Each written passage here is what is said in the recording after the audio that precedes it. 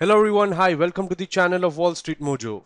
Watch the video till the end, and if you're new to this channel, then you can subscribe us by clicking the bell icon. Friends, today we're going to learn what are the top 10 qualitative factors in valuation. What are the factors that you need to consider for valuation?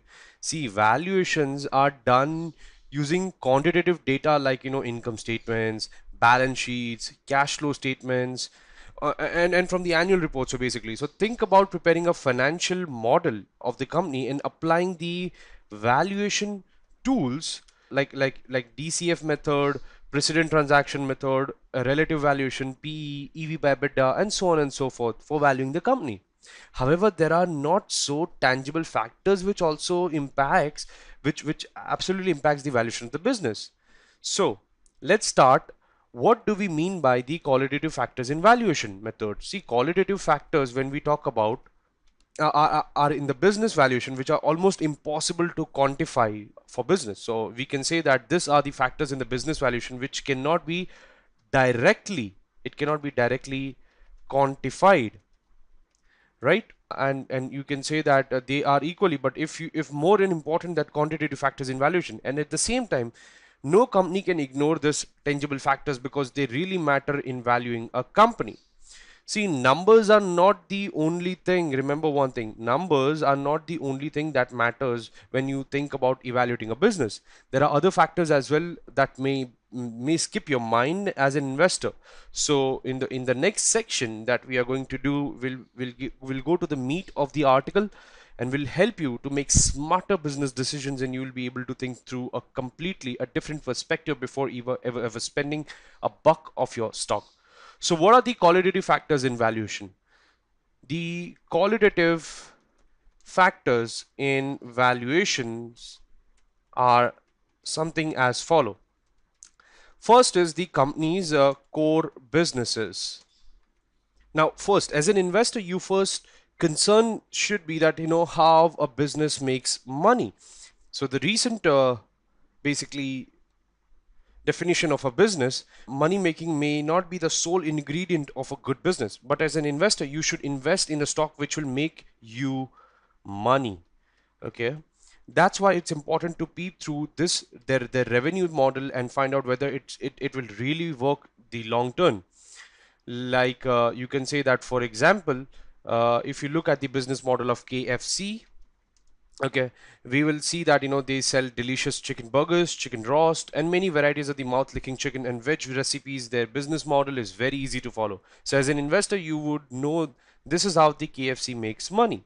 The second most important thing, a qualitative factor that you need to consider, is the quality of management. Now, the second factor is the quality of the management in the company. So if the management is basically motivated enough to steer the company towards its summit, the company would be gigantic force. It would always find a way even in amid greatest economic downturn or the turdowns. So before you invest in a company,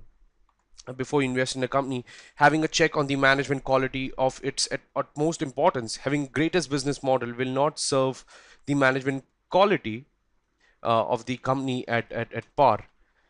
Okay, so what would you do? See, every company nowadays has a website, and they mention their teams, go through the page, find out who are the promoters of the company, filter out their backgrounds on different levels of the, find out what experience they have in the similar industry. So they will give you a brief overview about the company, but that is not all.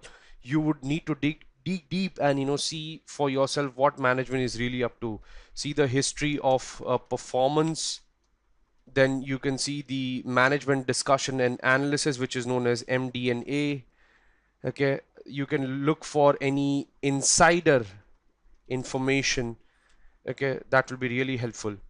The third point, the third qualitative factor, is the customer and the geographical exposure.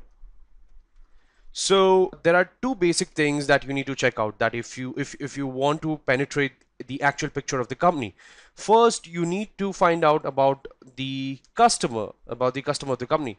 Do the company have big customer or many of the small customers? So do the company serve only the business like and or the end customers, or as well, or do they focus revolve around the niche market, or do they cover all the segments of the customer? So to understand a company, getting an answer to the above question are really very important, because they there you will understand a company, and because you will understand where the company stands as per the customer's mind map. Now, you second thing what you need to consider is that you need to find out the geographical exposure of the company, and do the company only operate in certain territories? If yes, why? Do the company cover only the urban area, or do the company cover the rural area as well? Where they sell more, and why? Ask yourself these questions and search for your answers, and will help you to know the company well and make choices, wiser choices at the end of the day. The fourth qualitative factor that you can look into is the competitive advantage. So before you evaluate a company in quantitative terms and judge the company based on their figures, you need to find out what's the company's advantage of the company. See, competitive advantage is a term that is coined by Michel Porter. He says that there are only few factors that are important for a company to have to be called as a competitive advantage.